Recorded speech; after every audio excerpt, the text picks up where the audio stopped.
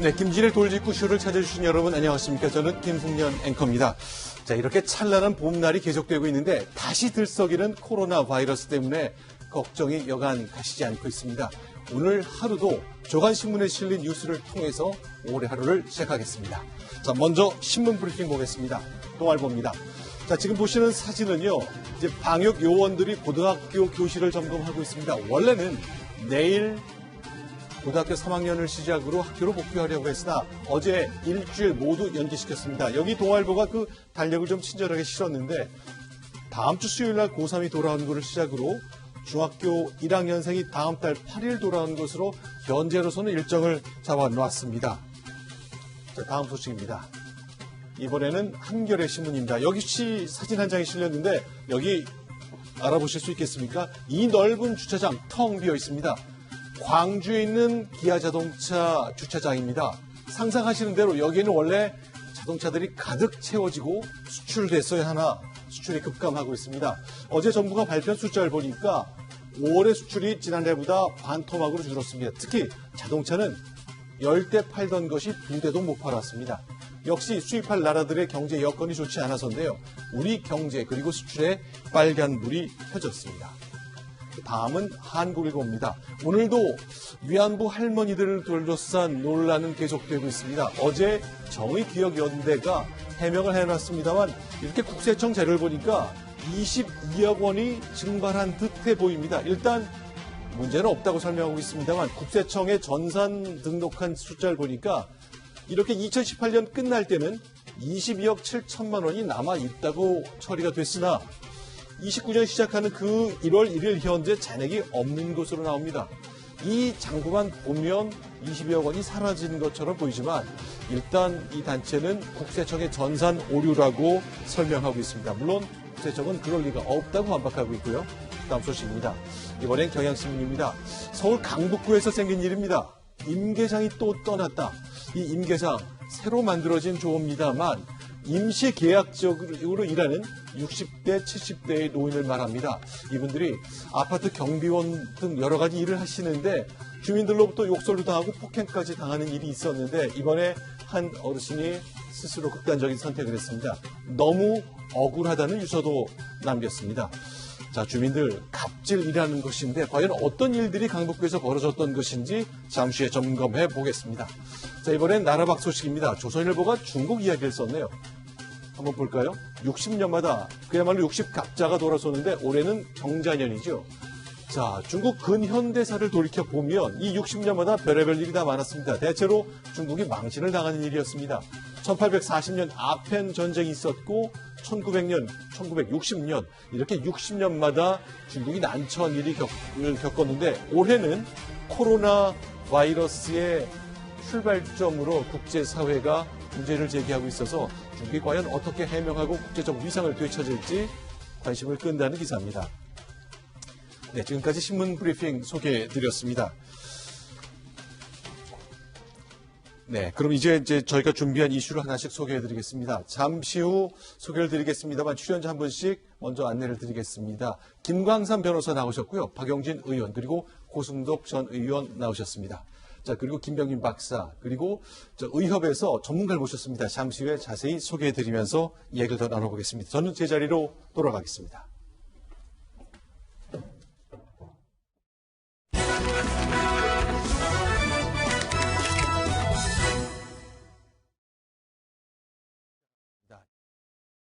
첫 번째 이슈가 무엇일지 이슈 확인하고 얘기 나눠보겠습니다. 야, 역시 클럽 방문자 이태원 클럽에서 시작된 두 번째 큰 흐름을 잡은 코로나 바이러스에 대한 얘기입니다. 숨바꼭질과 관련된 얘기인데요. 최재욱 의협회 과학검증위원장과 함께 얘기를 좀 나눠보겠습니다. 자, 숨바꼭질이라 했습니다. 정말 이렇게 파악이 잘 안 되나 보군요.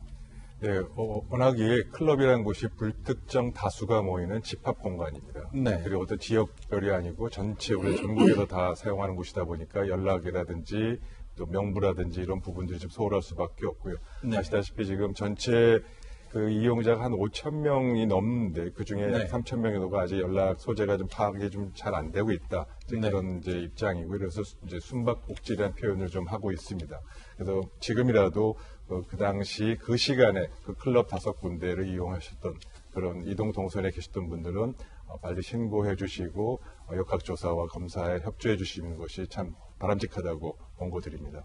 그러니까 지금 이제 5천 명 넘는 사람이 이태원에 있는 클럽 5곳을 다닌 것으로 파악이 되고 있습니다만 어제는 저희가 1982명이라 그랬는데 실제로 연락을 해보니까 3천 명 넘게 연락이 닿지 않고 있다는 건데 이분들은 현재 검진을 받아야 되는데 자, 과연 검진을 받았는지 알 길도 없는 거죠. 네, 현재 상태로서는 가 있는 사람들의 정확한 명부라든지 이런 부분 확인이 어려운 상황입니다. 네. 지금 서울시를 중심으로 관계 당국에서는 여기에 대한 휴대전화에 대한 추적이라든지 여러 가지 할 수 있는 가용 자원들을 총동원하겠다라고 하는 입장까지 밝히고 있고요. 네. 현재 이 이태원에 있는 클럽을 방문했다는 사실을 알리기 꺼려하는 시민들도 있는 것 같습니다. 네. 그러다 보니까 여기에 대한 실명을 바탕으로 검사하는 것이 아니라 실명을 공개하지 않는 선에서도 얼마든지 검진이나 검사가 가능하기 때문에 자발적으로 참여해서 신고하는 부분들을 최대한 강조하고 있는 상황이고요. 네. 여기에서 이러한 신고가 계속해서 늦어지게 되거나 결국은 여기에 대한 확진자들로 추정될 수 있는 사람들이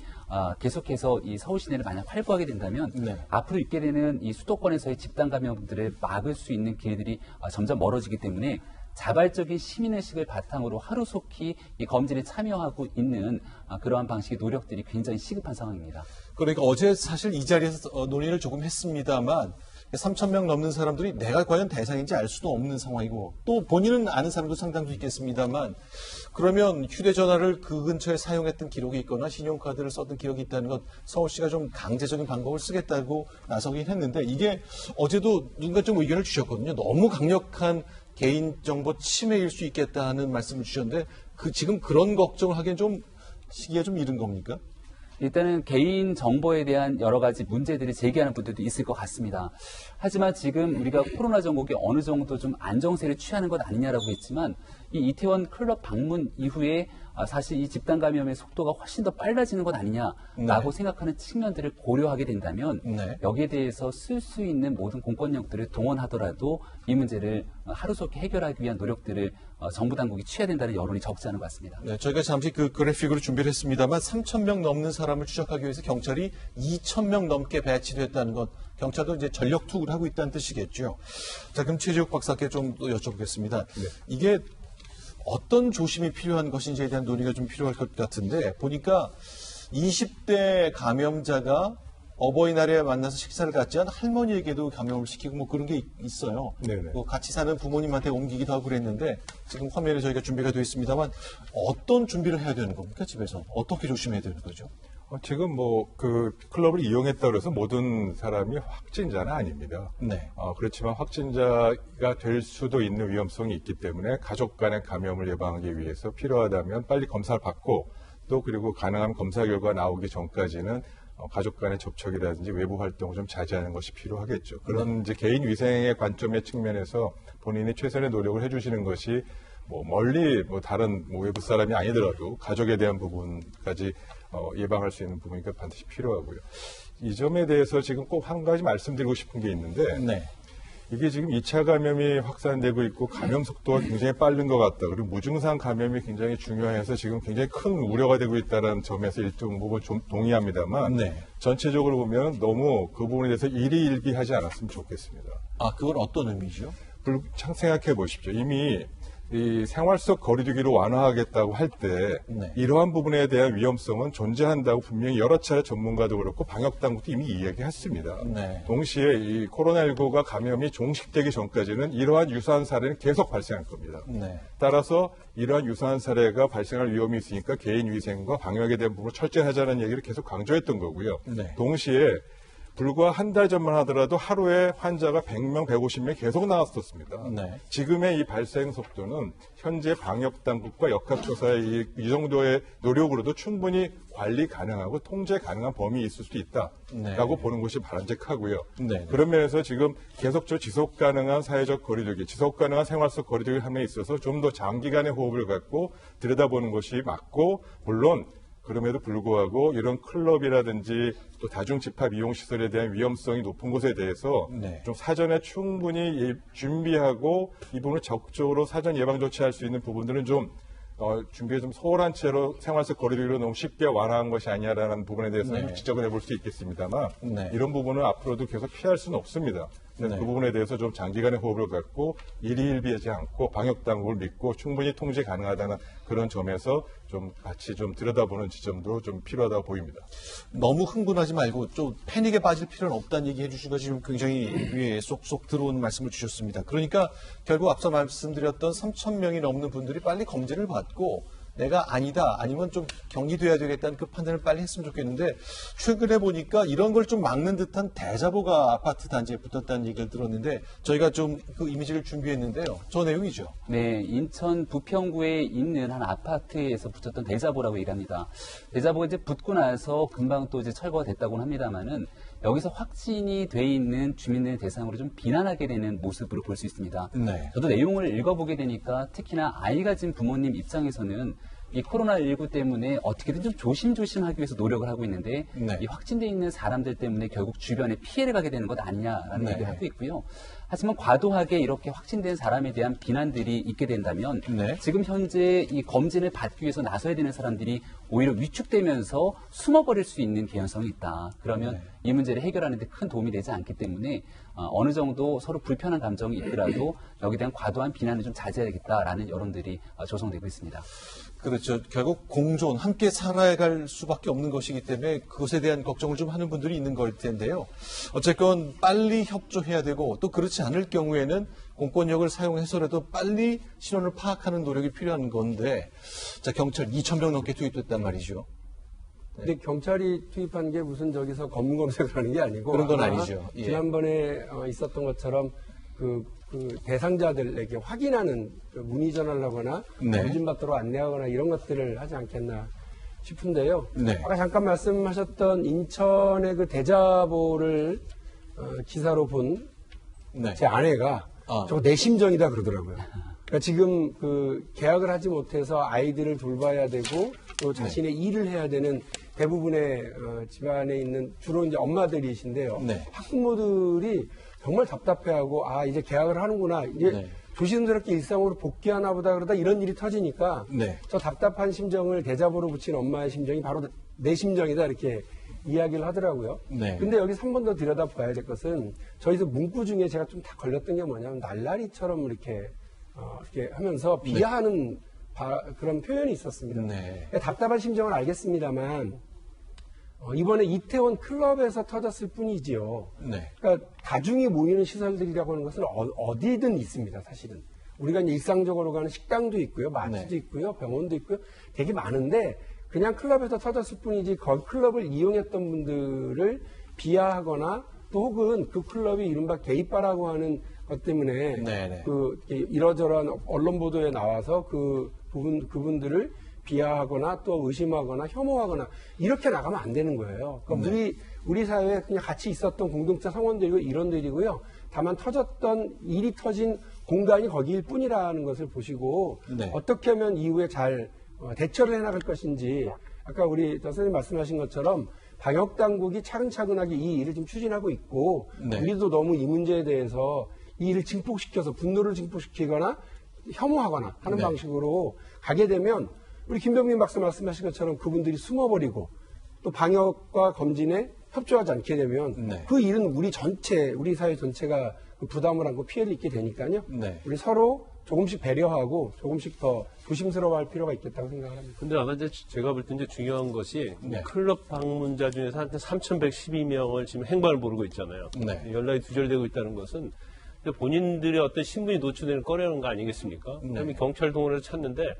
사실 휴대전화 유체 추정 굉장히 효과가 있다고 봐요. 근데 신용카드 쓴 사람도 찾아낼 수 있는데 3,112명 중에서 신용카드 쓴 사람은 얼마나 많이 있겠습니까? 그렇게 많지 않을 수도 있는 것인데 CCTV가 원래 경찰에서 찾을 때 한 범인을 추적할 때요. 뭐 몇십 명 정도는 CCTV 추적하면 정말 잘 찾아내요. 네, 네. 뭐 그 집에 나와서 뭐 지하철을 탈다랄지 고속버스 탈다랄지 이게 다 관제의 어떤 CCTV가 있기 때문에 찾아낼 수는 있는데 문제는 지금 아무리 휴대전화 유체 추적을 경찰에서 한다 하더라도 이건 한계가 있다는 거죠. 그러면 사실 지금 거의 뭐 클럽에 간 사람들이 20, 30대 아니겠습니까? 근데 지금 가장 문제되는 것들이 무증상이 우리가 그 전에 이태원 클럽 이전에는 뭐 한 10% 정도 됐는데 이제 한 38%로 지금 거의 뭐 나오고 있기 때문에 이 젊은 층들은 더구나 활동력 반경이 굉장히 크면서 또 동선이 많고 그래서 이 무증상환자들은 이제 지금 계속 방송에 나오는 게 조용한 전파자라는 말을 하잖아요. 그렇죠. 이 사람들을 어떻게 찾아내냐가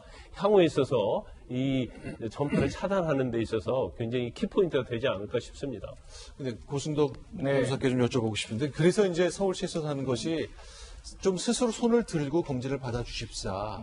그러나 이렇게 간곡한 당부에도 협조하지 않을 경우에는 이제 공익적 목적이겠지만 벌금 200만 원까지 부과할 수 있겠다 하는 걸 얘기했거든요. 네. 뭐 이런 게 다 법적 근거를 갖고 있으니까 좀 따라 주셔야 되겠죠, 시민들이. 사실 그렇죠. 그 박원순 시장도 안타까운 마음에 지금 네. 이제 어떻게 보면 호소하는 차원에서 익명 검사라는 제도까지 지금 이제 제안을 하고 있는 건데요. 네. 경찰이 이렇게 2,000명 이상 동원되게 되면 CCTV를 일일이 클럽에서 이제 그 당시에 있었던 사람 누군가 한 사람을 계속 따라가면서 네. 그 다음 CCTV에서 계속 옮겨가면 찾아낼 수는 있을 거예요. 그런데 시간이 걸리잖아요. 네. 그렇기 때문에 지금 이제 박 시장 이 익명 검사라는 것은 우리가 어차피 찾아낼 가능성도 상당히 많지만 네. 국민들 건강이 워낙 중요하니 빨리 신고해 주길 바란다. 그런데 개인정보라든가 신분 노출을 꺼리기 때문에 특별히 그 이름을 공개하지 않는 익명을 하겠다 이렇게 이제 서울시장이 말씀하시는 거고요. 어제 보니까 이제 이재명 경기도지사는 또 다른 또 제안을 하고 있습니다. 뭐냐면 이태원을 갔다 그러면 마치 이제 특정 클럽이라든가 어떤 특정 뭐 성향 이게 이제 혹시 연관이 될까봐 그걸 보호하는 차원에서 경기도에서는 이태원동 또는 논현동 간 사람을 해주겠다. 그러니까 꼭 이태원 갔다고 이제 신고할 필요가 없는 거죠. 그런 식으로 보호를 하고 있으니까요. 그 당시 갔던 분들은 어차피 나중에 좀 문제가 크게 터지고 뭐 벌금 이야기 나오기 전에 빨리 자진해서 익명검사든 뭐 논현동 갔다고 이렇게 하든 간에 검사를 빨리 받으셨으면 좋겠습니다. 알겠습니다. 이것뿐만 아니라 어제 들려왔던 소식 중에 하나가 헌혈과 관련된 것이 있었습니다. 그러니까 뭐 진짜 선의에서 선혈을 했습니다만 헌혈한 분이 확진 판정을 받았는데 그것 때문에 피는 걸러냈지만 같이 이제 헌혈 받으러 갔다가 거기서 만난 분들이 헌혈이 됐다는 점 때문에 좀 논란이 되고 있는데 최지옥 박사께 좀 여쭤보고 싶어요. 이게 헌혈, 그러니까 감염자의 피도 그렇게 생각만큼 위험하지 않을 수 있다 이런 설명을 질병관리본부가 내놨는데 그건 어떤 얘기입니까? 여러 차례 이 부분은 그 감염 초기서부터 이 부분에 대한 과학적 논의는 계속 있었고요. 네. 지금까지 검토도 많이 했습니다. 전 세계 같이 했고요. 중국의 사례 또 유럽의 사례. 결론부터 말씀드리면 피를 통한 감염은 거의 근거가 없다. 그리고 이렇게 발병된 사례도 없다라는 게 현재까지 공식적인 견해고요. 내가 확진자인데 내 피를 수혈받은 사람이 옮지 않을 것이다. 이게 확정이 되는 거다. 네, 감염 바이러스는 나타납니다. 그러나 그 바이러스가 혈액에 있다 하더라도 그 혈액을 수혈받으신 분이 감염력이 있지 않다라는 거고요. 두 번째로 이제 그보다 더 중요한 거는 실제 헌혈 그 한 곳 장소에서 그 헌혈을 함재 도와주신 간호사분이나 또 같이 있었던 분의 거기 접촉 감염이 이제 우려될 수 있으니까 그 부분 역학 조사와 소독이라든지 이런 부분을 통해서 충분히 추가적인 이제 감염을 막을 수 있기 때문에 이 점에 대해서는 아직은 크게 걱정하지 않으셔도 되고요. 이 부분에 대해서는 헌혈학회 또 관련된 의료학회 여러 단체에서 이미 여러 차례 검토를 하고 이 부분의 가능성에 대해서는 충분히 검토를 했습니다. 그래서 아직까지는 헌혈을 통한 감염 가능성은 의학적 근거는 아직 없다라고 말씀드릴 수 있겠습니다. 그러면 저희가 이제 앞서 첫머리에 말씀드리는 것이 어제 이제 최근에 2차 확산 징후가 있기 때문에 이제 그 고등학교 3학년생을 중심으로 학교를 복귀하는 걸 일주일간 늦췄는데 일일비하지 말자고 하셨는데 그러면 최지옥 박사 개인 의견은 일단은 다음 주라도 정상적으로 학교를 운영하는 게 좋다고 좀 보시는 쪽이세요? 그 점도 좀 우려스럽습니다. 사실은 이 모든 일이 좀 과학적 근거와 명확한 에비던스가 없이 이런 부분을 처리하다 보니까 여론에 의해서 자꾸 향배가 바뀌는 것 같은 현상을 지울 수가 없습니다. 사회적 거리두기, 생활 속 거리두기는 그 말 자체가 의미하듯이 사회적 정책의 기게 기본이고요. 물론 방역 정책의 근거에 따라서 사회적 프로그램이 돌아가는 건데 100% 방역 정책이나 100% 의학적 기준이 아닙니다. 네. 따라 사회적 합의와 공론이 필요한 부분이 있고요. 그런 면에서 여론이라든지 또 국민의 생각들을 같이 감안해서 이런 걸 판단해야 됩니다만 명백하게 역적 근거가 있어야 됩니다. 네. 그런데 지금 좀 아쉽다고 계속 말씀드리는 것이 지금 명부 얘기하셨지 않습니까? 네. 그 예를 하나 먼저 들어보겠습니다. 5,000명 중에 3,000명이 명부가 없다. 예상됐던 바입니다. 그리고 그 안에 5,000명의 사람들이 이용했을 때 마스크 안 쓰고 있었다. 다 알고 있었습니다. 네. 그러면 방역 당국은 뭘 했었어야 될까요? 소잃고 오양간 고치면 안 되지 않습니까? 뭘 해야 되지 않습니까? 앞으로 유사한 사례는 계속 생길 겁니다. 또 다른 업장에 이런 상황이 생기면 또 문 닫을 겁니까? 또 폐쇄할 겁니까? 안 됩니다. 이미 예를 들어 하나 드릴게요. 소방서는 이미 관할의 담당 사업장별로 다 담당자가 있습니다. 네. 구청도 다 담당자가 있습니다. 환경부도 실내 환경을 담당하기 위해서 다 담당자가 있습니다. 한 달에 한 번씩 수시 점검도 갑니다. 상시 점검도 합니다. 이와 같은 형태로 이런 방역과 관련된 사회적 거리두기 프로그램을 해야 되는 위험 다중업소실 같은 경우는 상시 가서 수시로 체크도 하고 마스크가 전체 이용자는 60% 안 썼네. 그러면 내일은 문 닫으세요. 또 명부 작성을 체크해봐서 명부가 좀 연락이 안 되네. 그러면 그 부분에 대해서는 내일부터 이거 왜 안 됩니까? 이런 식으로 계속하면 내일 모레부터 3일간 문 닫으십시오. 이렇게 수시 점검, 보완, 상시 모니터링 체계를 먼저 가동하고 네. 그에 대한 부분을 충분히 검토한 다음에 사회적 거리두기를 해야 되는 것처럼 이런 준비가 좀 부족했다는 점 반드시 지적해야 되고요.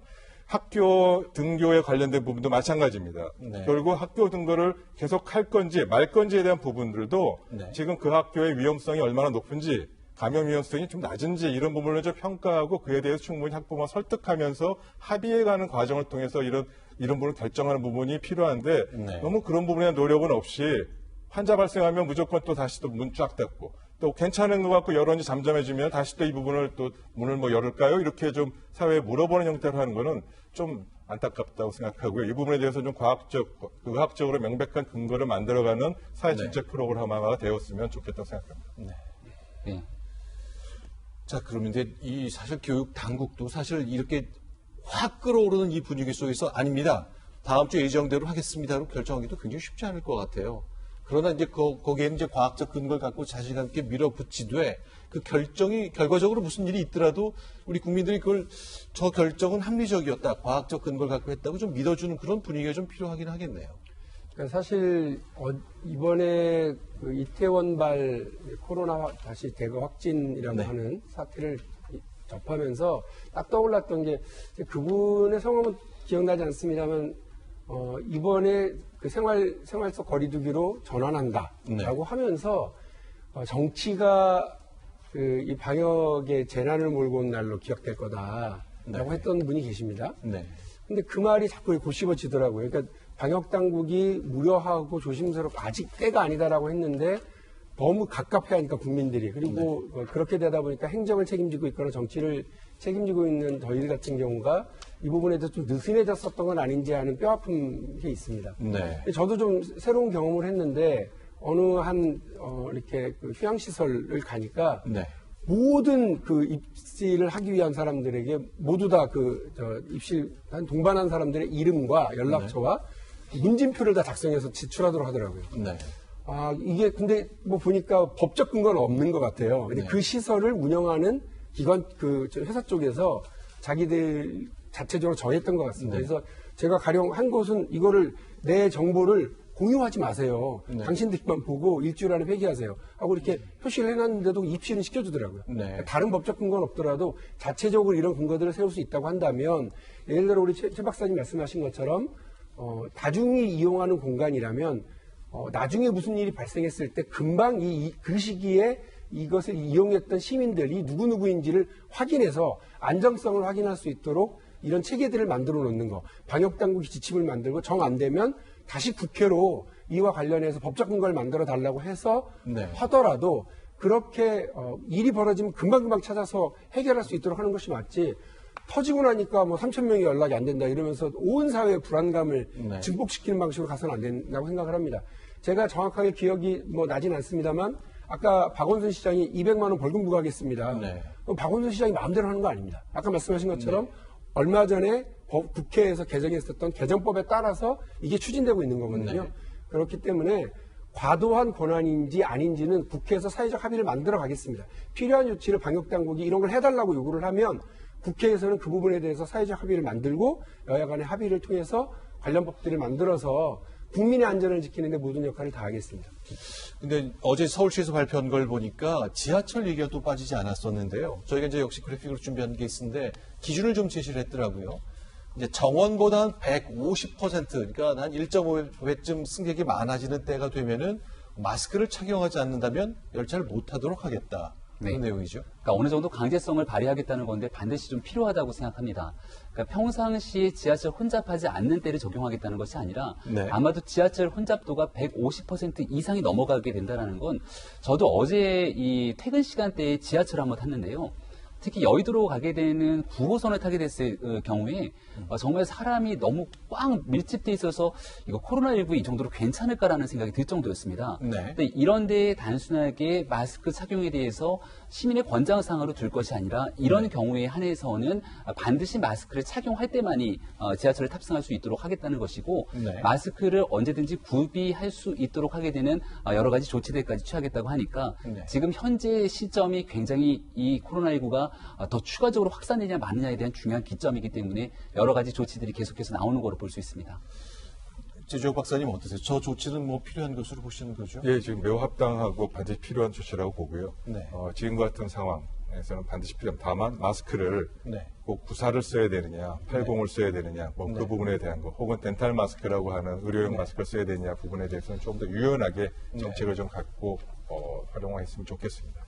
어제 이제 서울시가 내놓은 그 숫자를 보니까 서울시에 있는 전체 지하철 중에 2호선 사용자가 제일 많아서 지금쯤 되니까 한 150% 선에 이르렀고 날이 더워지는 6, 7월 되니까 전체적으로 전부 다 150% 선이 닿더라고요. 결국 시간의 문제인데 결국 그 서울시가 내놓은 이 대책에 대해서 저희들이 이제 최대한 마스크를 착용하고 지하철을 타는 방식으로 대응을 좀 해야 되겠습니다. 자, 그럼 여기서 이제 최재욱 박사님 여기서 인사를 좀 드려야 될 것 같고요. 다음 그 소식 계속 더 이어가 보겠습니다. 오늘 말씀 잘 들었습니다. 감사합니다. 네. 자, 그러면 이제 민주당에서 어제 있었던 일 관련된 소개 하나 드리겠습니다. 재난지원금 이제 어제부터 지급이 시작됐고 오늘은 화요일이니까 출생연도가 2나 7로 끝나는 분들이 오늘 신청할 수 있는 건데요. 사진 한 장 준비한 게 있습니다. 민주당에서 이렇게 재난지원금 기부하자는 좀 제안을 하고 적극적으로 나서고 있군요. 박용진 의원께서도 이제 동참하시는 건가요? 아니 사실 저는 어제 화들짝 놀랐어요. 네. 그러니까 저걸 이제 그 방송으로 보고 저렇게 하네? 네. 나도 해야 되나? 그러면서 지금 혹시 우리 집 무슨 안내가 왔는지 네. 아내에게도 물어보기도 하고 저도 그 확인을 해보고 네. 했었는데요. 저희 민주당에서 저걸 뭐 당론으로 강제적으로 저걸 하겠다는 거는 아니고 네. 다만 국회의원 정도 되면 그리고 저 민주당의 지도부 정도 되면 사회적인 어쨌든 사회적인 어떤 역할을 해야 되는 네. 위치에 있는 거 맞지 않습니까? 그렇죠. 국회의원 정도가 되면 그러니까 그런 분들은 좀 적극적으로 이런 재난지원금과 관련해서 기부를 하는 것이 어떤지를 네. 보여주려고 했던 건데 네. 어제도 이제 강제로 저걸 하겠다 이런 것이 아니고 당론으로 정해서 모든 의원들 다 하겠다 이런 것도 아닙니다. 이미 저희 민주당의 의원들 있잖아요. 20대 네. 의원들 저 같은 경우 한 50%의 수당 그러니까 우리 저 월급의 한 50% 정도를 이미 기부를 했습니다. 네. 근데 그것도 뭐 처음에는 당론으로 하자 그랬다가 뭘 그러냐 그러면서 각자 자발적으로 신청을 했는데 저 월급이 이제 지난달하고 이번달하고 네. 절반밖에 안 되고 나머지는 다 기부가 되겠지만 이번에 나오는 재난지원금도 저도 사실은 어떻게 하면 기부하는지 방법을 찾아봤는데요. 신청 안 하면 되더라고요. 네. 신청 안 하는 방식으로 그냥 기부해서 저 돈이 잘 쓰여질 수 있었으면 좋겠다. 이게 첫 번째고요. 저희 당에서도 분명히 말씀드립니다만 잘 쓰는 거, 네. 소비를 해주시는 것도 훌륭한 기부입니다. 그것이 원래 재난지원금의 원래 목적이거든요. 그래서 네. 우리 그 시민 여러분들께서는 적극적으로 소비하시고 또 필요한 특히 그 중소 자영업자들 우리 네. 동네에 가서 적극적으로 소비를 해주시는 것이 코로나19로 인해서 피해를 보거나 힘겨워하고 계시는 우리의 이웃들에게 네. 큰 힘이 되겠습니다. 근데 지금 화면 보시는 것처럼 이제 민주당이 이제 지도부를 중심으로 기부를 했고 기업들도 동참하고 있거든요. 일부에서는 너무 정부나 당, 집권당이 주도하는 것 아니냐 이런 의견을 내는 사람인데 제가 좀 궁금한 게 있어요. 네. 저렇게 되면 옛날 방식대로라면 공무원 사회는 좀 걱정할 것 같아요. 이거 나 기부해야 되나 말아야 되나? 고승덕 변호사 보시기에 공직자들은 어떻게 해야 될까요?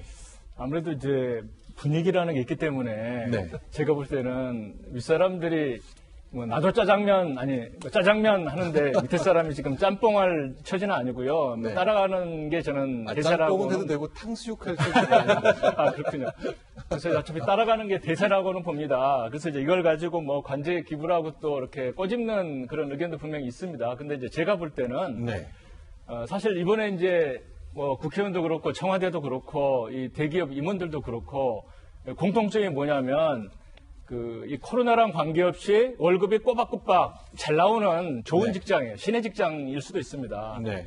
그래서 이런 분들은 이 기부를 떠나서 오히려 어떤 자기 그 임금이라든가 이런 걸 삭감을 통해서 사회적 고통에 참여하는 이런 분위기까지 저는 이제 오히려 나가야 된다고 보는 그런 건데요. 네. 다만 정말 이 코로나로 영향을 받는 분들 또 어떻게 보면은 그 생존에서 허덕이는 이런 분들까지도 무조건 철밥통 아닌 분들까지도 무조건 참여하라고 하는 건 어떻게 보면 피해자가 두 번 피해를 당하는 것일 수도 있거든요. 네. 그러니까 사실 정부에서도 저는 이제 아쉬운 게 코로나랑 관계없는 분들에게까지 이 코로나 보너스라고 저는 표현하는데 네. 코로나 보너스 주는 건 사실은 좀 아쉬운 부분이거든요. 네. 그래서 저는 개인적으로는 뭐 관제 기부라고 비난하기보다는 그분들이 오히려 더 뭔가 좀 고통에 분담에 참여하는 이런 분위기까지도 저는 괜찮다고 생각하고 있습니다. 그러면 이제 여당이나 정부의 입장에서는 저렇게 할 수밖에 없을 거예요. 왜냐하면 단순히 뭐 자율적으로 기부하라고 하면 동참하는 사람이 그렇게 많지 않을 수 있거든요. 네. 그러면 일단 뭐 이게 전체적으로 재난지원금을 주는 것 자체가 사실은 굉장히 무리다고 아마 여당도 생각할 거예요. 그런데 결국 이제 선거 때 이미 공약으로 내세운 것일 수밖에 없기 때문에 줄 수밖에 없었고, 일단 뭐 굉장히 취약계층을 제외한 사람들은 굉장히 기부를 해서 하면 좋겠다 이제 그런 취지로 일단 분위기를 좀 띄우는 것이죠. 띄우는 것인데 잠깐 좀 우려할 측면이 있어요. 물론 뭐 대기업 임원이랄지 아니면 뭐 국회의원들 이런 분들을 기부하는 건 굉장히 저는 좋다고 보는데 또 아까 우리 박 의원께서 말씀하신 것처럼 저희 상당히 어떠한 지금 경제가 굉장히 어려운데 소비를 좀 촉진하는 측면도 있거든요. 네. 그러면 경제에 좀 기여를 하겠다고 해서 그냥 재난기금을 받아가지고 설사 이제 취약계층이 아님에도 불구하고 근데 사람들 생각에 내가 선의적으로 받아서 쓰려고 해도 그걸 기부하지 않았다는 것 자체만으로 잘못하면 나중에 알려지면 이제 비난받을 걸 좀 걱정하는 그런 사람이 주위에 많은 것 같아요. 그래서 기부를 하면 그건 선이고 기부를 안 하면 악인 것처럼 그런 식의 어떤 사회적 분위기에 있어서는 안 되는데 이제 기부에 대한 퍼포먼스 하다 보면 이제 그럴 가능성이 좀 있다는 좀 우려된 측면이 있고 근데 저도 마찬가지예요. 저도 뭐 사실 기부하는 단체가 한 4-5개 되는데 이걸 내가 받아서 그냥 여기서 기부를 그냥 포기하는 것이 과연 의미가 있을까? 아니면 오히려 받아서 그 기부단체에 이제 그때 제가 이제 현금으로 줘야겠죠. 이제 그런 고민도 저도 하고 있거든요. 근데 제가 현금으로 줬다 하더라도 나중에 내가 기부를 포기 안 했던 것 자체 가지고 내가 공격받지 않을까. 그러면 내가 소명을 또 해야 하잖아요. 그런 측면이 우려하는 측면들은 다 가지고 있는 것 같아요. 그러니까 훗날 어느 정도 시간이 지난 다음에 기부한 사람 안 한 사람 누가 명단 만들고 이런 것만 좀 안 했으면 좋겠어요. 저도 민주당 또 어떻게 보면 정당인인데 저는 기부보다는 대구의 소비를 경제 활성화를 위해서 저는 같이 이제 활용을 할 거거든요. 그래서 말씀드렸지만 일각에서 뭐 관제 기부까지는 아니고요. 저는 이번에 계기로 해서 최초에 이제 민주당 내에서도 70% 정도만 하겠는데 30%를 가리는 비용적과 시간적 신속성에서 이번이 조금 어떻게 보면 예외적인 상황이다 보니까 이것을 한번 계기로 삼아서 다음에는 이런 부분에 있어서 기부란 것이 진짜 자발적 기부가 될 수가 없는 상황이면 이것을 좀 보완하면 되는데 이것을 너무 또 기부 쪽으로 몰고 갈 필요는 없을 것 같아요.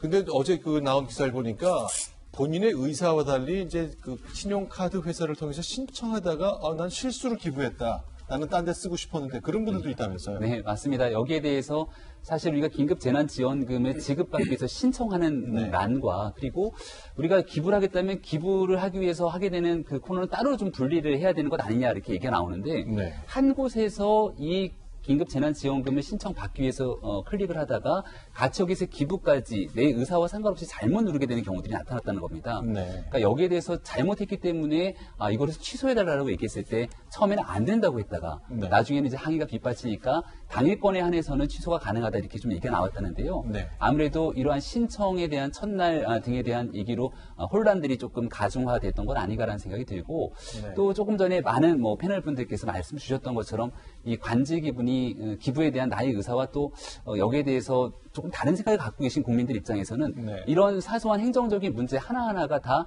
굉장히 좋지 않게 보일 여건들이 충분합니다. 따라서 저는 조금 전에 말씀하셨던 것처럼 충분하게 이 코로나19 때문에 가장 어려움과 경제적 고통을 겪고 있는 분들, 제 주변에 있는 분들 꼽으라면 지역에서 늘 언제든지 만날 수 있는 상인분들이 아닐까라는 생각이 들거든요. 네. 그러니까 그분들을 위해서라도 경제가 정말 활성화될 수 있게 마음껏 쓸 수 있도록 할 수 있는 분위기도 충분하게 조성될 수 있는 여러 가지 자유로운 여건들이 좀 조성됐으면 좋겠다는 생각입니다. 이번 주부터 이제 국가의 그 지원금이 나오기 때문에 이제 가족끼리 주말에 외식하고 그럴 때 그동안 갔던 데보다는 조금 작은 곳으로 가보겠다 이런 생각 한번 해봐도 좋겠다는 생각이 드네요. 자, 이제 2차 확산 위기 국면에 서 있는 코로나 관련된 소식 여기서 좀 정리하고요. 다음 주제 한번 보겠습니다. 준비한 소식 소개합니다. 자, 정의기억연대의 기억과 관련된 것 저희가 테마를 좀 잡아봤습니다. 하나씩 얘기를 좀 해봤으면 좋겠는데요. 자, 어제 그 음성을 직접 한번 들려드리겠습니다. 이제 할머니가, 이용수 할머니가 문제 제기를 한 이후에 직접 그 단체에서 해명을 했는데요. 직접 들어보겠습니다. 세상에 어느 NGO가 이렇게 자기의 활동 내역을 낱낱이 보고서처럼 만들어서 공개하고 공시 내역을 이렇게까지 설명을 해야 되는지 이해를 할 수는 없지만 이런 기준을 똑같이 왜 기업들에게 적용하지 않는지 모르겠지만 너무나 가혹하다는 생각이 듭니다. 네, 지금 이제 오성희 처장께서 하는 어제 이야기를 들어보면 굉장히 좀 답답해하고 억울해하는 듯한 그 느낌이 강하게 묻어나는데요. 저 고승덕 변호사 여러 가지 이제 장부도 많이 그런 걸 해보셨으니까 저렇게 좀 너무 우리한테 디테일한 정보 공개를 요청하는 건 좀 지나치다는 얘기 어떻게 보세요?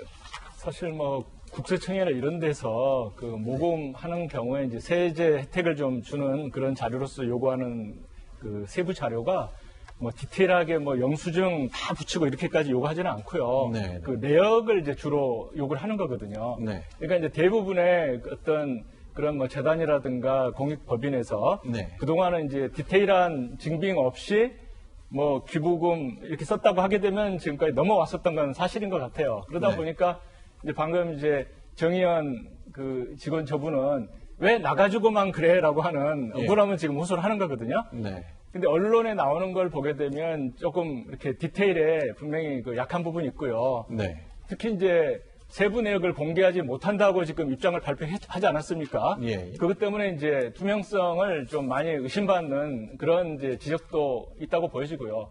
만에 하나 후원금을 낸 누구라도 이건 뭔가 좀 의심스러우니 네. 수사 의뢰라든가 또는 증거가 있을지는 모르겠지만 횡령이라든가 이런 식으로 고소나 고발장이 들어오게 되면은 네. 그때는 아마 수사당국에서 디테일하게 정말 증빙을 따져가면서 네. 정말 이렇게 횡령하거나 어디로 간 돈이 없는가 이거 따져볼 그런 가능성도 있을 것 같습니다.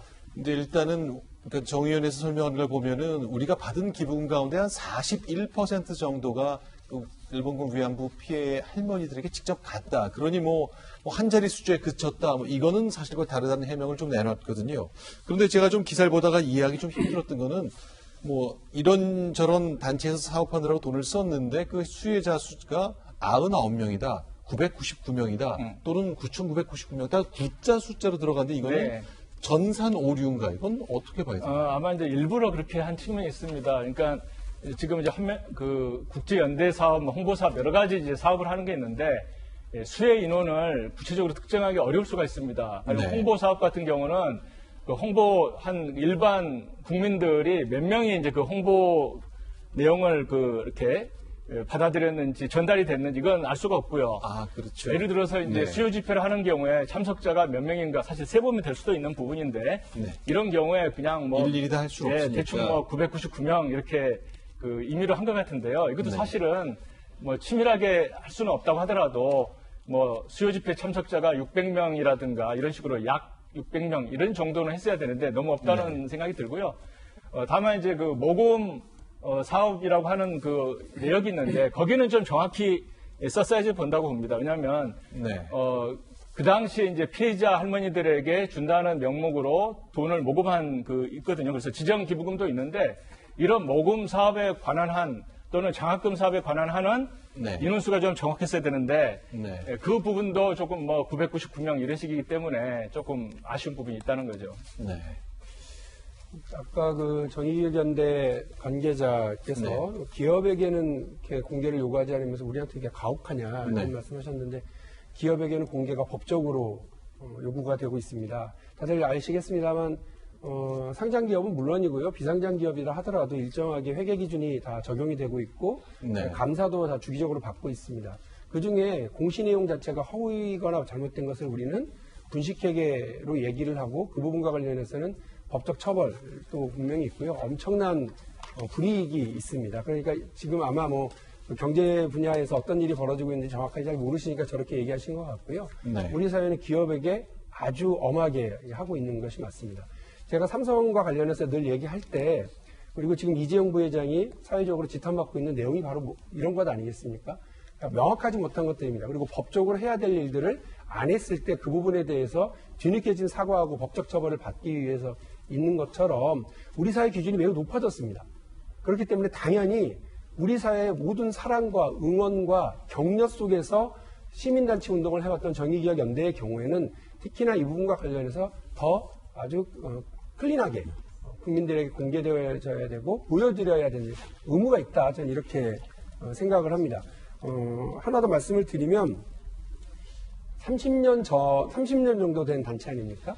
우리 정의기억연대가 그동안 해오신 사회적인 역할 훌륭하셨고 또 많은 국민들에게 그런 부분에 대해서는 격려와 칭찬, 감사의 인사를 받으실 겁니다. 사랑받고 있는 단체였고 해야 할 역할을 사실 국가가 해야 될 일을 외롭게 해오셨던 것을 인정을 합니다. 그만큼 지금 국민적 지지와 사랑 속에서 활동을 해왔던 것만큼 지금 국민적인 의혹과 있는 부분을 말끔하게 해결하기 위한 노력들을 하셔야 됩니다. 우리 국민들은 지금도 불분명하고 불투명한 회계 기준에 대해서는 분노하고 하고 계시지만 30년 전에도 칼 같으셨습니다. 우리 국민들의 눈높이에 맞춰주시면 고맙겠습니다. 제가 짧게 이제 좀 보충만 좀 해드리면요. 기업 경우에 증빙 필요 없다. 이 부분은 이제 정 의원이 잘못 발표한 거고, 이렇게 모금한 주체 관련해서는 그 모금액이 100억이 안 되게 되면 외부 감사 대상이 아닙니다. 이 모금하는 이 재단 부분 단체는 그러다 보니까 정 의원이 모금한 액이 100억이 안 돼요. 그렇기 때문에 이제 외부 회계 기준이 적용이 안 되고 증빙 자료가 부실해도 지금까지 넘어왔다는 그런 제가 짧게 보충 말씀드리겠습니다. 일단 여러 가지 좀 착각을 좀 하고 있나 그런 생각이 들어요. 특히 회계 부분에 대해서. 아까 기업과 비교하는데 기업은 기업을 경영해서 돈을 버는 거잖아요. 그런데 이제 국세청이나 지금 투명하게 해요. 근데 NGO 단체의 특징은 지금 특히 정 의원 같은 경우는 기부금을 모집해가지고 그걸 집행을 하는 거잖아요. 그렇기 때문에 기업보다도 훨씬 더 투명성과 책임성이 있어야 하는 거고요. 근데 정 의원 같은 경우에는 특히 위안부 할머니와 관련된 부분 아닙니까? 이건 전 국민의 관심사고 굉장히 민감한 부분이에요. 그래서 다른 NGO 단체에 비해서 훨씬 더 투명성, 책임성, 도덕성 그걸 요구된다고 봐요. 그런데 본인 어제도 이제 발표를 하면서 회계에 대해서 미숙한 점에 대해서는 뭐 인정을 하는 취지로 얘기를 했습니다. 근데 이 회계는 굉장히 중요하죠. 왜냐하면 금액이 한두 푼도 아니고 기부를 하는 사람들의 어떤 특정 목적은 대부분이 피해자 위안부 할머니를 위해서 기부를 한다고 봐요. 그러면 모든 중심자 위안부 할머니에 있어야 하는데 근데 이런 시간은 좀 달라지죠. 이 NGO 단체가 할머니들의 어떤 생계를 지원하는 부분이 일부인 것이지 기부금을 다 오는 대로 이 생계를 지원하는 단체는 아니다고 봐요. 그러니까 이용수 할머니 입장에서 보면 아니 기부금 이 단체는 우리를 위한 거면 우리한테 줘야 하는 거 아니냐. 그런 약간 오해도 있을 수 있는 부분이 있다고 봐요. 그렇지만 아까 얘기한 것처럼 뭐 수혜 인원을 따지는데 막 다 구자로 끝나잖아요. 이런 부분. 또 99명, 999명. 28주년 기념 뭐 식당을 갔는데 거기서 지불한 돈이 3,300만 원이다. 그런데 실질적으로 그럼 3,300만 원을 이걸 지불을 한 거냐. 이제 거기에 대해서 지금 그 식당에 그 운영하는 사람과 또 다른 얘기가 또 나오고 있잖아요. 그렇기 때문에 너무 회계 처리가 깔끔하지 못하면 사실은 다른 아무리 좋은 일을 했다 하더라도 그게 사실 오해를 충분히 받을 수 있는 소지가 있거든요. 그래서 저 부분에 대해서는 NGO 단체 하더라도 투명하게 이걸 공개를 하는 것이 사실 향후에서 정 의원이 다시 해왔던 일을 계속하고 도덕적으로 어떠한 인정을 받는 데서 굉장히 중요한 부분이 아닌가 싶습니다. 네. 지금 화면에 보이는 건 맥주집에서의 맥주집에서 하루 저녁에 3,300만 원을 썼다는 회계 처리 때문에 역시 또 다른 주목을 받고 있는 거죠. 네, 논란이 굉장히 커지는 대목인데 하루에 3,300만 원을 이 맥주집에서 지출했다. 기부금을 이렇게 지출했다는 측면 때문에 과연 이렇게 쓴 것이 맞느냐라는 논란이 커졌습니다. 그래서 금액 중에서 실제 호프집 운영사의 대표의 이야기를 들어보건데 이게 이제 28주년 후원의 밤 행사를 저기서 진행을 했다는 것이거든요. 그럼 저만큼의 금액이 실제 집행이 됐는가를 보니까 이 맥주집 대표가 직접 받았다라고 하는 돈을 보게 되면 결제한 금액은 972만 원에 불과한데 여기서 본인이 재료비, 인건비 등을 제하고 나머지 542만 원은 후원 형식으로 돌려줬기 때문에 정의연에서 실제 결제한 금액은 430만 원밖에 되지 않는 겁니다. 근데 회계 처리된 금액이 거기 8배에 달하는 3,339만 원이나 되기 때문에 과연 이 금액은 어떻게 맞춘 거냐 그러니까 다른 행사 등에 대한 내용들을 다 여기에 같이 집어넣었다라고 얘기를 하고 있지만 여전히 그 해명에 대해서 납득이 잘 가지 않는다라고 하는 여론들이 존재하고 있는 상황이기 때문에 좀 살펴볼 필요가 있고요. 우리가 지금 이러한 기부금을 바탕으로 집행을 하게 되는데 피해 할머니들 입장에서는 여기에 대해서 우리에게 돌아오는 금액들보다 다른 데에 사용되는 것 아니냐라는 얘기가 나오지 않습니까? 실제 그 해에 할머니들께 지급됐던 금액이 2,300만 원밖에 되지는 않습니다. 그러니까 이렇게 처리된 지출 내역에 대해서 충분한 해명이 아직까지는 좀 없는 것 아니냐는 여론이 조성되고 있습니다. 그럼 좀 정리를 해보자면 이렇게 중요한 일을 다루고 있기 때문에 좀 엄밀했어야 된다 하는 기대가 있는 가운데 좀 문제 제기를 하니까 무슨 소리냐 우린 다 했다라는 말과 우리가 조금 미숙했다 이런 두 가지 해석이 좀 섞여 나오고 있습니다. 윤미향 당선인, 이번에 비례대표로 당선됐는데 윤미향 당선인이 사실 가장 상징적인 인물이었었죠. 실제 아직 공개된 자리에 나오고 있지 않습니다만 어제 CBS 라디오와 인터뷰를 했습니다. 이런 대화가 오고 갔습니다. 지난 3년 동안 20몇 억 가운데 9억을 할머님들을 위해 썼다. 세상 어느 NGO가 활동 내역을 사사치 공개하느냐 이랬는데 싹 공개해버리면 논란을 완전히 종식시키지 않을까요? 홈택스에도 공개가 되어 있고요. 그리고 매년 1년에 모금액 수입이 얼마고 총 회비까지 다 포함해서 수입이 얼마고 내역별로 얼마가 지출되었고라는 것을 매년 보고를 하게 되어 있습니다. 그것만 봐도 금방 알 수 있어요. 네, 오늘 이제 아침에 나눈 저희 돌직쇼 패널 분들 얘기를 모아봐도 정 의원이 그동안 일본을 상대로 일본 위험 문제에 대한 중요성을 강조하고 이런 것들은 굉장히 순기능에 대해서 이제 평가를 받고 있지만 이 회계 처리 좀 잘 해줬으면 좋겠다는 기대가 있는데 정 의원이 달라질까요? 이번 홍역을 좀 치르면서 어떠세요? 달라져야 되는 것이죠. 왜냐하면 말씀드렸지만 제가 이 눈높이가 굉장히 높아졌지 않습니까? 그리고 이게 말씀하신 것처럼 기업이 본인의 주체적인 행위로 해서 수익을 벌어들인 것이 아니라 그 기부로 받아서 했기 때문에 더 높은 차원의 어떤 관리가 돼야 되는 것이고 앞서 말씀하셨지만 그 맥주집에서 3,300만 원 제가 대변하는 건 아니고요. 그분의 입장은 충분히 이해는 가요, 정의연에서. 왜냐하면 맥주를 3,300만 원씩 먹은 것이 아니라 28주년 행사에서 모든 행사의 비용, 택배비라든지 홍보비까지 합쳐서 하다 보니까 이렇게 한 번에 했다는데 이것 자체가 회계 처리에 대해서 본인들이 미숙하다는 걸 증명하는 것이거든요. 그래서 저는 이번 계기로 해서 지금 단계에서 맥주집에 3,300만 원 이건 횡령이라고 단정 짓기보다는 이 회계 관리에 있어서 좀 단체가 스스로 좀 발전할 수 있는 그런 계기로 삼아야 된다고 봅니다. 네.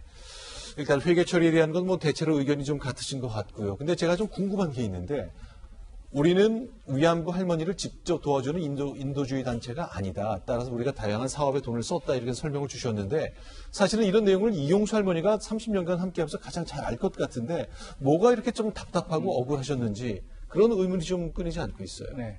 사실 30년간 이제 그 수요 집회를 해왔잖아요.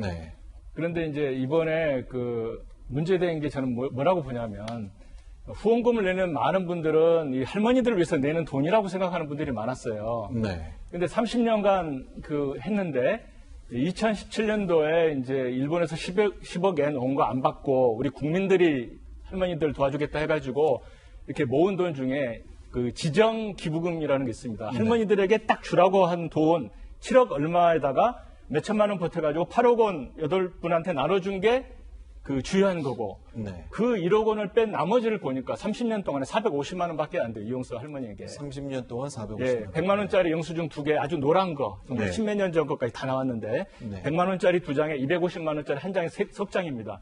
1억 원은 말씀드린 것처럼 그 일본과의 합의를 파기하고 우리 국민이 돕겠다 하는 그거고.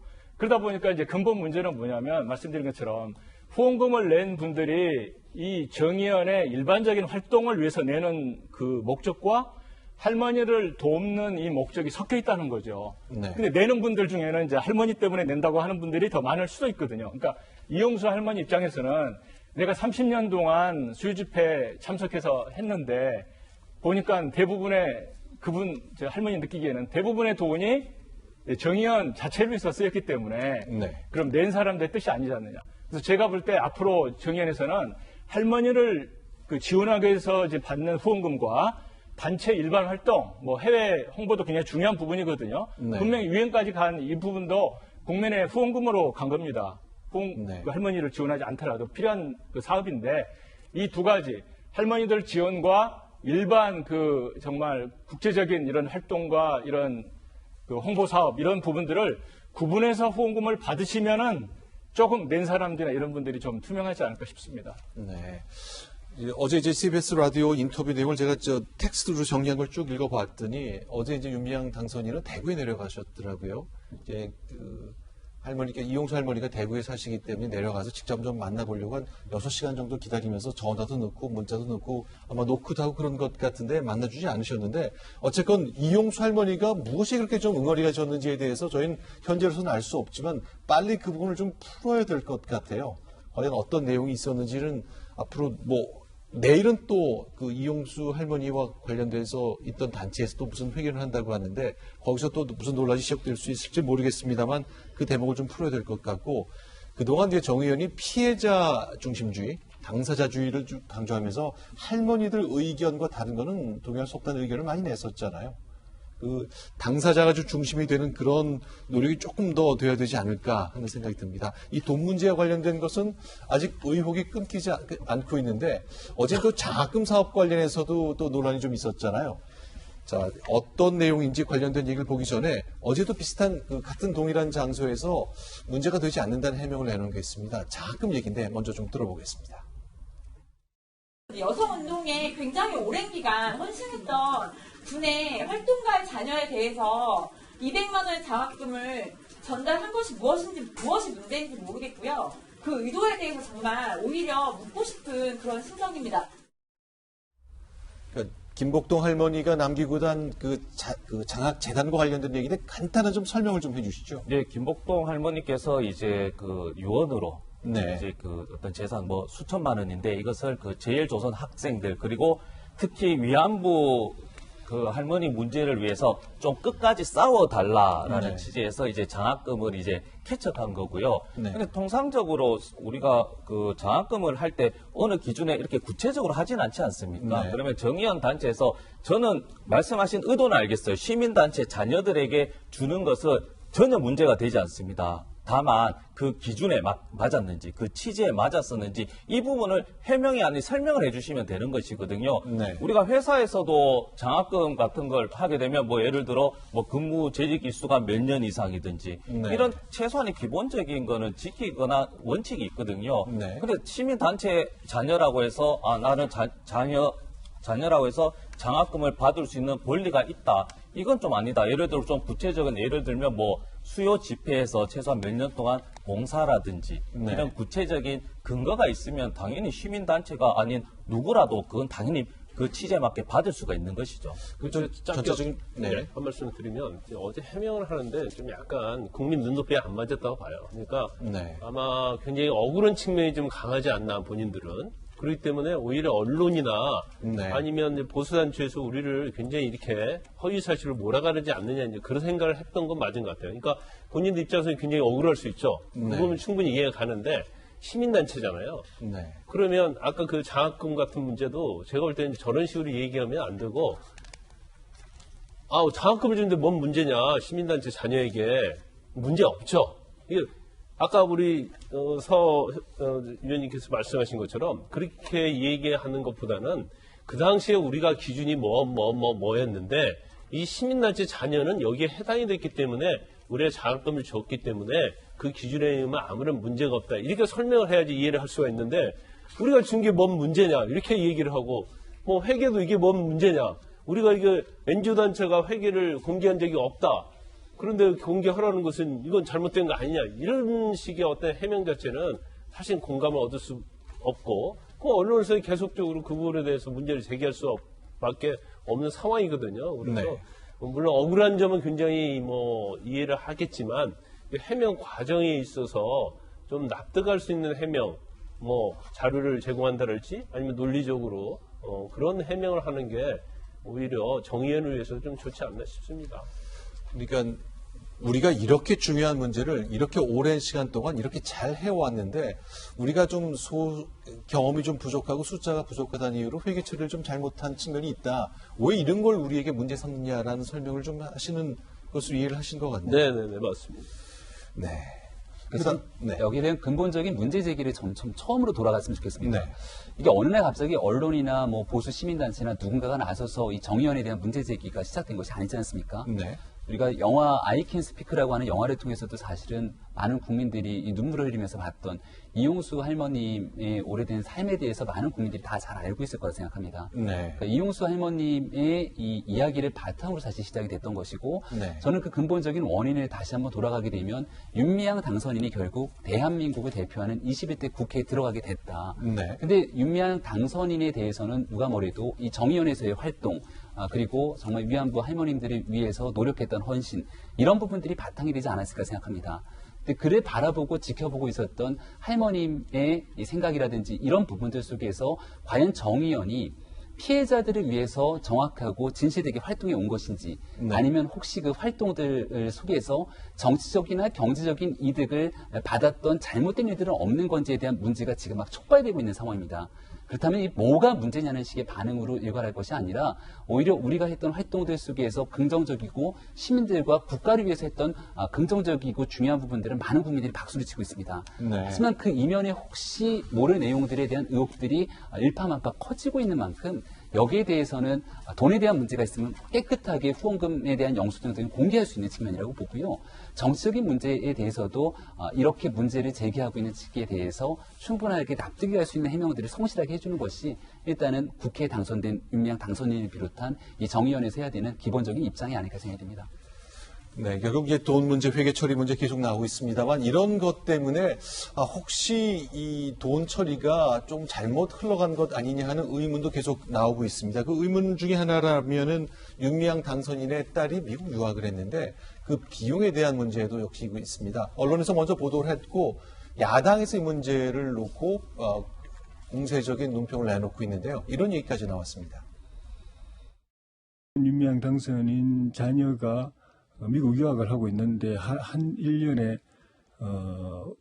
학비하고 생활비 하면은 적게는 5천, 많게 1억까지 들어가는 생활을 이제 유학 생활을 하는데 윤미향 당선인과 이렇게 부분되시는 분의 그 1년 수입이 그 세금을 가지고 계산해 보면 한 5천 정도밖에 1인당 한 2,500 정도밖에 안 되는 걸로 그렇게 계산이 되니까. 네, 일단은 비용 문제인데 전 근본적으로 좀 의문이 있어요. 이게 언론 보도에도 이런 측면이 좀 나오고 있던데 윤미향 당선인이 그동안 이제 시민운동하면서 정치적인 스탠스도 갖고 있었고 그 중에는 이제 미국 중심의 그 안보 정책 이것도 좀 비판적인 게 많았습니다. 반미 운동을 한 부부가 딸을 미국에 유학 보내면 안 된다. 이런 주장에는 동의할 수 있습니까? 그건 좀 말이 좀 안 됩니다. 그러니까 사실은 그 공부하고 하는데 앞서서 공부할 수 있는 것, 더 선진적인 그런 그 교육이라든지 그 문화라든지 예술이라든지 아니면 과학이라든지 당연히 가서 해야죠. 그 등소평이 집권하고 나서 가장 먼저 한 것이 뭐냐면 그 미국으로 대거 유학생들을 보내는 일이었습니다. 그때 중국에 국력이라는 게 없으니까 국비장학생 보내는 숫자가 너무 적었는데 무리해서 보냈다고 해요. 그 중에 절반 이상이 돌아와서 지금의 중국을 만들고 있는 건데 그걸 가지고서 그 제국주의와 타협했다 이렇게 얘기할 수 있는 사람은 없을 거고요. 마찬가지입니다. 뭐 윤미향 당선인이 그 반미 성향을 가지고 있든 혹은 미국 비판적인 성향을 가지고 있든 그것과 그 딸 혹은 자녀의 미국 유학 문제를 이제 연결해서 보는 건 아주 차원이 낮은 문제제기일 수밖에 없다고 보고요. 다만 조혜진 당선인이 문제제기를 한 부분과 관련해서도 사실은 약간 좀 답답한 건 있어요. 제가 답답한 건 뭐냐면 지금 저런 무슨 그 정의기억연대 논란이 없었으면 이 논란도 있을 필요가 없는 거예요. 본인이 근데 지금 아무도 그렇게 얘기를 하고 있지 않지만 마치 혹시나 그 회계 불투명성과 시민단체 회계 불투명함과 이 윤미향 당선인이 그 자녀의 유학 비용을 이렇게 연결하려고 하는 의도가 있어서 저렇게 하는 거 아닌가 싶어서 좀 답답하긴 한데 윤미향 당선인이 이런 해명 모두에 다 일일이 대답할 필요는 난 없다. 내가 뭐 청문회 가는 것도 아니고 이렇게 얘기하실 수도 있지만 국회의원이라고 하는 자리가 사실은 그렇습니다. 제기되는 모든 문제에 대해서 성실하게 답을 해야 되는 상황이기 때문에 정의기억연대는 정의기억연대대로 그 국민적인 의혹에 대해서 그냥 클리어하게 이렇게 하시면 됩니다. 그래야 이 사건으로 이 의혹 논란으로 가장 지금 신난 사람이 누구겠습니까? 일본의 아베 총리 생각나지 않으십니까? 일본의 정치인들과 극우 집단들만 오히려 신난 일이니까 이걸 빨리 종결하는 게 맞고요. 윤미향 당선인과 관련돼서 제기되고 있는 문제는 정치적 공격에는 정치적으로 정확하게 대응하시면 되고요. 그러나 이제 어떤 근거를 제시를 요구하는 것이 있다면 국회의원이라고 하는 직업이 사실은 그렇습니다. 국민들 앞에 좀 자신의 좀 치부라든지 본인이 숨기고 싶었던 것이라든지 말하고 싶지 않은 것도 얘기해야 되는 상황들이 늘 있는데 그 부분에 국민적 눈높이에 맞게 이렇게 정확하게 말씀을 주시면 될 것 같습니다. 그런 것 같아요. 그러니까 이전에 이제 학생운동, 민주화운동 한 사람들은 그 당시에 굉장히 반미주의자가 많았거든요. 그 이유는 미국이 독재 정권을 지원을 했기 때문에 결국 독재 정권에 반대하면 이제 미국 반미가 될 수밖에 없는 그런 상황이 있다고 봐요. 근데 어떤 반미 자체가 사실은 이제 제국주의적인 거, 근데 그런 거에 반대하는 거 아니겠습니까? 그것은 미국의 교육제도는 별개로 봐야 한다고 봐요. 교육제도 자체가 제국주의랄지 그런 건 아니잖아요. 그렇기 때문에 특히 이제 보수 측에서 많이 주장하는 것이 아니 반미운동해놓고 자기 아들들은 미국에 보낸다. 그거 자체는 제가 볼 때는 논리적으로나 합리적으로 맞지 않는다 이렇게 봅니다. 그런데 지금 윤미향 당선자 같은 경우에는 이제 미국 유학 보낸 거와 관련해서 그 자금이 어디에서 났느냐 이게 지금 굉장히 이제 언론이랄지 논란이 많이 되고 있는 것 같아요. 근데 아마 이제 본인 자체는 그 남편 되시는 분이 1994년도에 국가보안법 및 간첩 사건으로 징역 4년을 받았습니다. 그런데 그 사건에 대해서 재심을 청구해서 일부가 무죄가 나왔어요.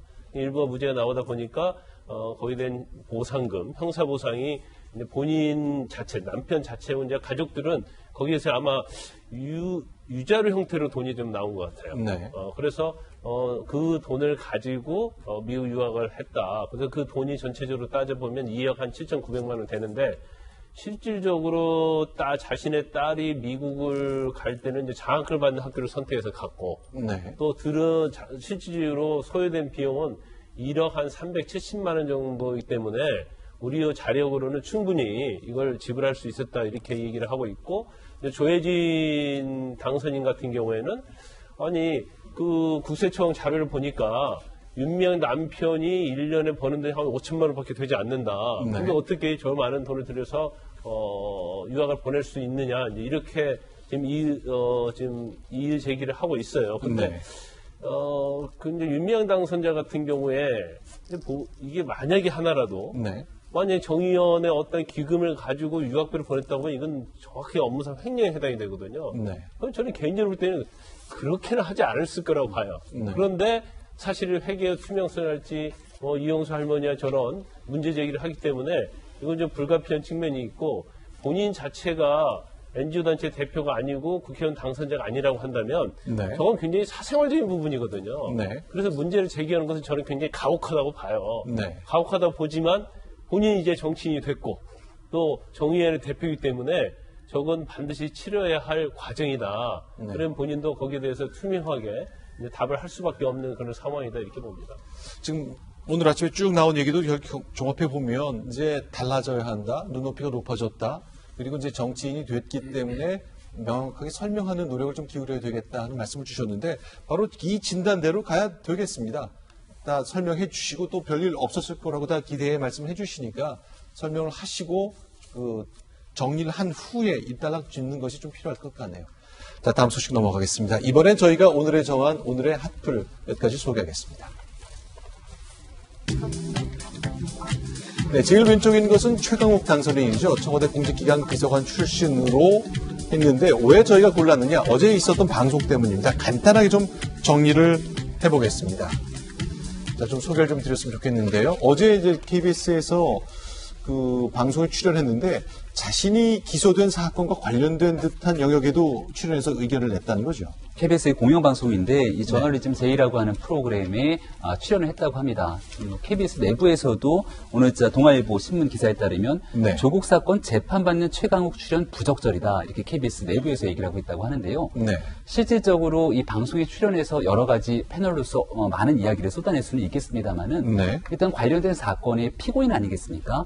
그러면 관련된 이 재판에 관해서 방송에서 출연해서 하는 얘기들이 특정적으로 편향돼서 나갈 수 있기 때문에 공영방송에 이렇게 패널로서 출연시켜 얘기하는 것들이 과연 적절한가에 대한 의문 제기가 있는 겁니다. 특히나 이 저널리즘 제이라고 하는 프로그램이 가지고 있는 본래의 취지 성격에 맞춰봤을 때 지금 나오고 있는 것처럼 이 조국 관련 보도 평가하는 것을 저널리즘의 비평이라고 볼 수 있는가에 대한 해석이 나올 수 있는 거죠.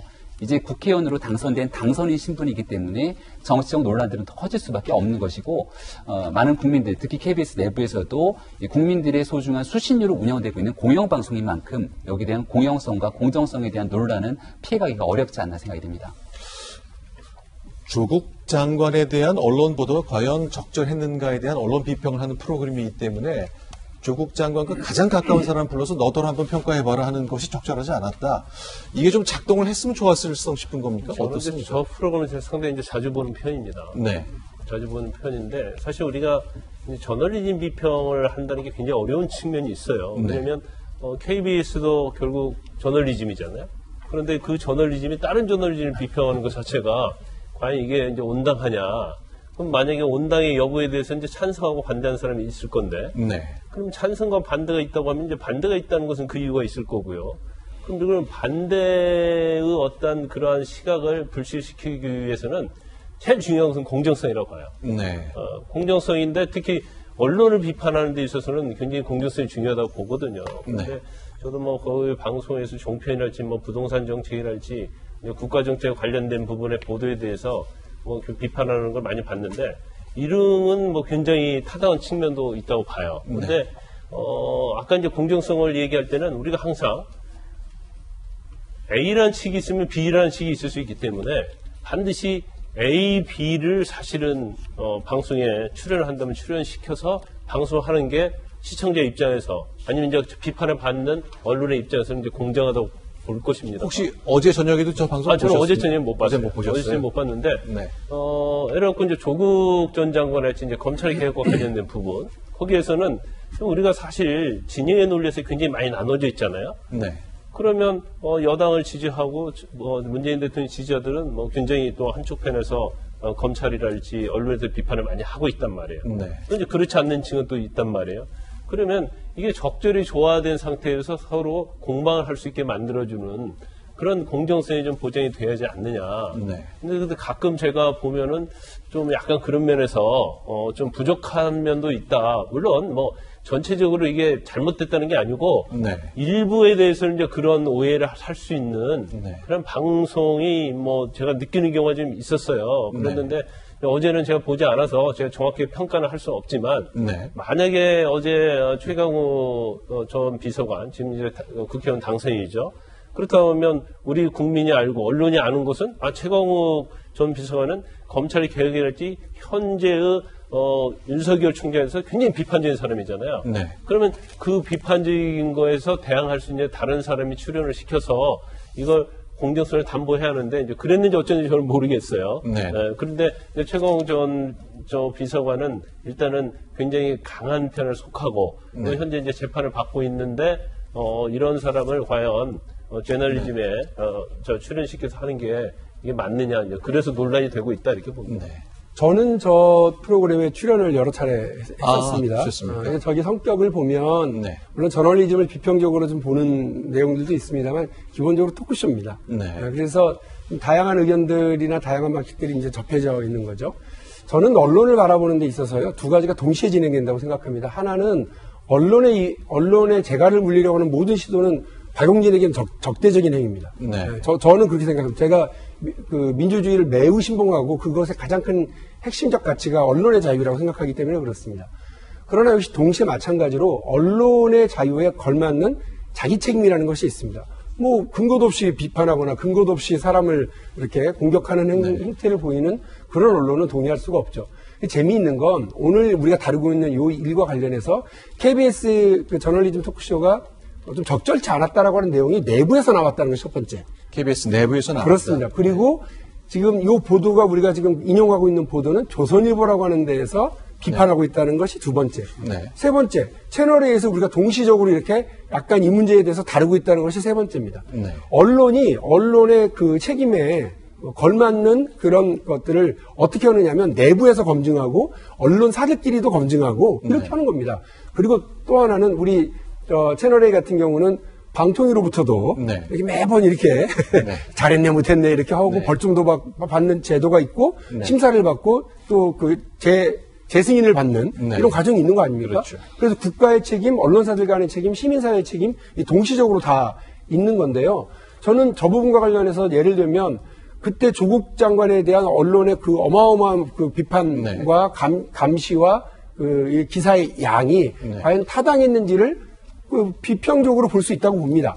거기에 대해서 매우 불편했다고 생각하는 사람의 입장을 들어볼 수도 있고 이거 너무 당연한 거 아니야? 라고 하는 사람들 입장도 들어볼 수 있겠죠.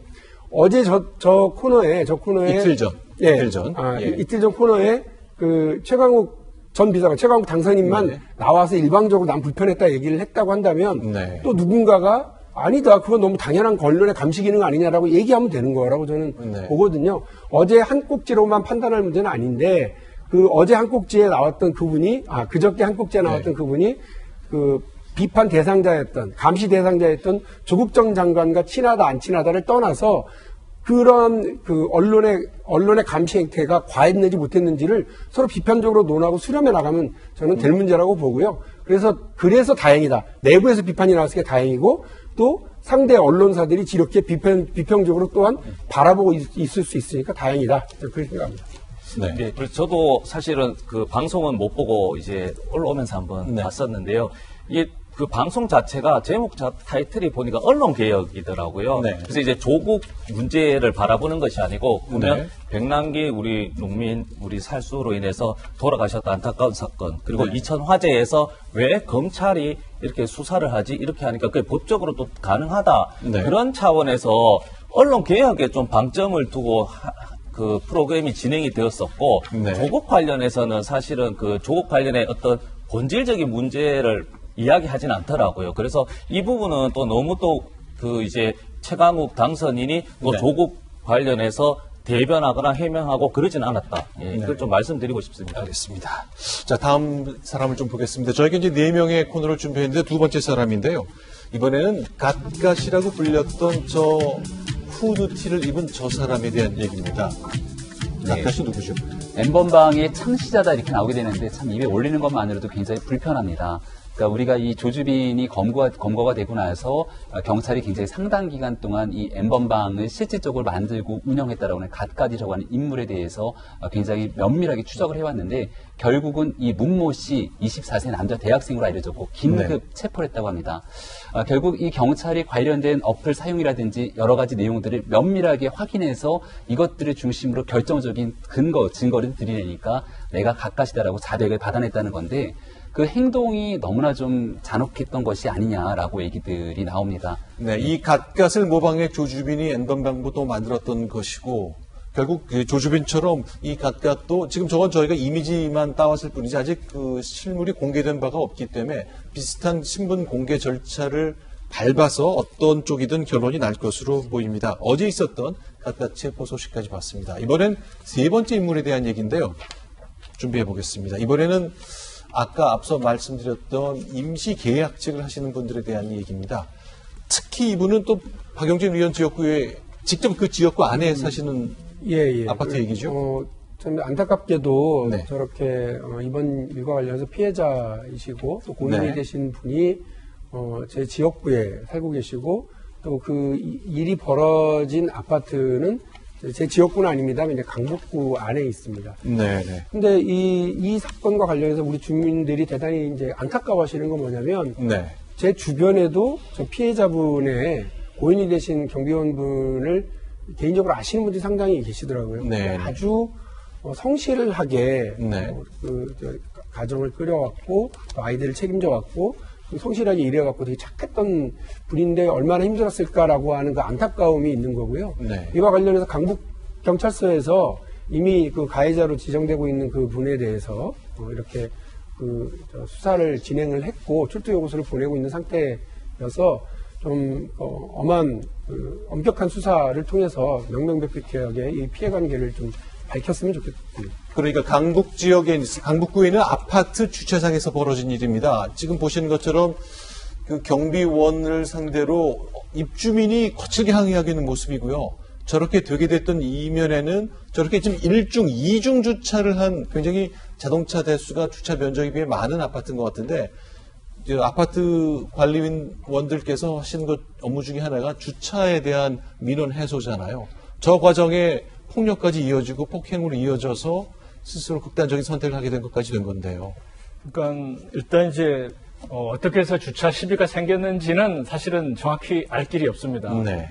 근데 다만 이제 객관적으로 남는 사실은 이렇게 그 화면상으로 보면은 건장하게 좀 더 젊은 분이 50대 남성으로 네. 포함하게 근데 됐죠. 경비원 저분은 조금 더 나이가 들어 보이는 네. 그 연배가 좀 있는 분에게 이렇게 폭행을 행사하고 코뼈가 부러져 가지고 지금 진단서로 지금 고소가 될 정도로 어떤 그러한 상해가 남았고 네. 그리고 이게 이제 일에 거치는 게 아니라 지속적으로 이런 일들이 이제 여러 번 되풀이 되다 보니까 그분이 이 사건 이전에도 한번 극단적인 선택을 시도하려다가 주민들에게 이제 만류돼서 한 사실이 있고 그러다 보니까 이게 이제 단순히 뭐 일반 폭행 사건이 아니고 네. 정말 어떻게 보면은 사회적으로 정말 충분히 배려할 만한 그 대상자에게 대한 갑질이 돼버리는 거거든요. 네. 그래서 이제 보도된 바에 의하면은 이 경비원 분이 자기 혼자서 아마 이제 이혼했을지도 모르겠어요. 근데 하여간 언론 보도상으로는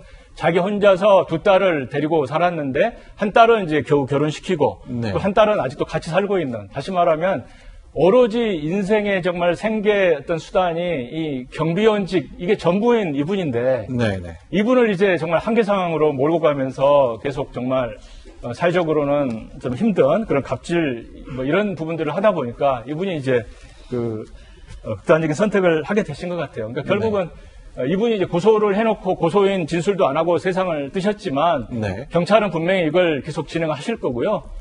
또 이것에 대해서 혹시 자살을 할 수밖에 없게 몰고 가는 여기 어떤 인과관계가 있는지까지도 보게 될 것이고 네. 또 이번 일을 계기로 이런 경우에 경비원분들이 이렇게 정말 어떻게 보면 산재잖아요. 네. 산재로 사망한 경우에 대해서 이 산재 보험이라든가 이런 것에 대해 적절한 보상이 분명히 있어야 될 것이라고 보고 있습니다.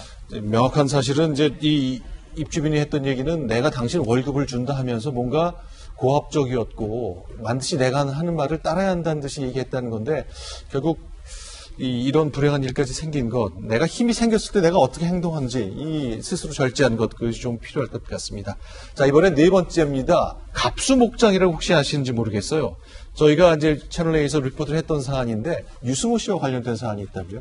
네, 채널A에서 이 갑수목장 유튜버에 대한 보도를 과거에도 한 적이 있습니다. 그러니까 유튜브를 운영하면서 거짓된 정보라든지 이런 부분들로 유튜브를 시청하는 시청자들이 좀 기만한 것 아니냐 등에 대한 얘기였는데 결국 여기에서 이 배우 유승호 씨가 분양을 해가고 나서 이 영상을 좀 촬영하는 부분들을 거부하니까 갑질 연예인으로 뭔가 나름대로 얘기하려고 했던 부분들이 있다라는 보도가 나온 겁니다. 그러니까 유승호 씨가 이 갑수목장이라는 유기 강아지 고양이를 입양시키는 단체를 통해서 이제 고양이 2마리를 이제 데려갔는데 그 과정에 뭔가 유승호 씨를 활용하려는 듯한 카카오톡을 입수한 거잖아요. 무슨 내용이에요? 그 이제 대화는. 지난해 9월에 이제 유승호 배우가 곰이와 돌이라는 두 마리의 고양이를 이제 선한 영향으로 선한 배경으로 이제 입양을 했는데 이것을 조금 포장을 해서 갑질을 해서 이게 어떻게 보면 훔쳐갔다 뭐 이런 식으로 하게 되면 조회수가 200만, 300만까지 갈 수 있다라는 건데요.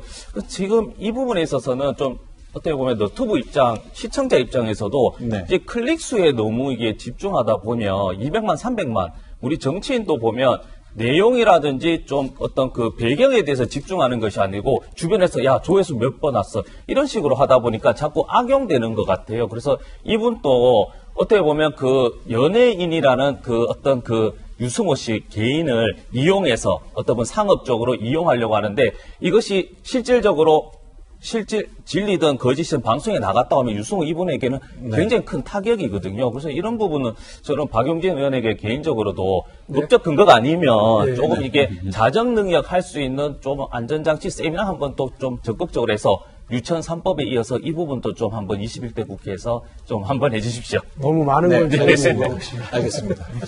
자, 지금 마지막 이제 유승호 씨 관련된 것까지 저희가 소개를 좀 드렸습니다. 저희가 준비한 소식은 여기까지고요. 저희는 60초 후에 돌아와서 인사드리겠습니다.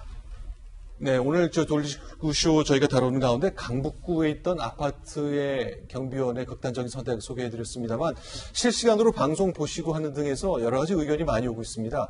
실제 그 고소를 당했던 그 입주민께서는 우리는 내가 일방적으로 폭행한 것이 아니라 쌍방 폭행이었다고 또 주장을 해오셨네요. 관련된 소식은 앞으로 계속 확인이 될지 있을지 모르겠습니다만 들리는 대로 여러분께 소상하게 소개를 해드리겠습니다. 자, 오늘 준비한 거 여기까지입니다. 2차 코로나 위기 때문에 많은 분들이 걱정하시는데요. 저희가 지난번 K방역을 통해 거뜬하게 이겨냈고 극복하는 과정이 있었던 것처럼 이번에도 조금만 절제하면서 같이 함께 이 어려움 넘겼으면 좋겠습니다. 오늘 여기서 인사드리겠습니다. 오늘 함께해 주신 분들 고맙습니다.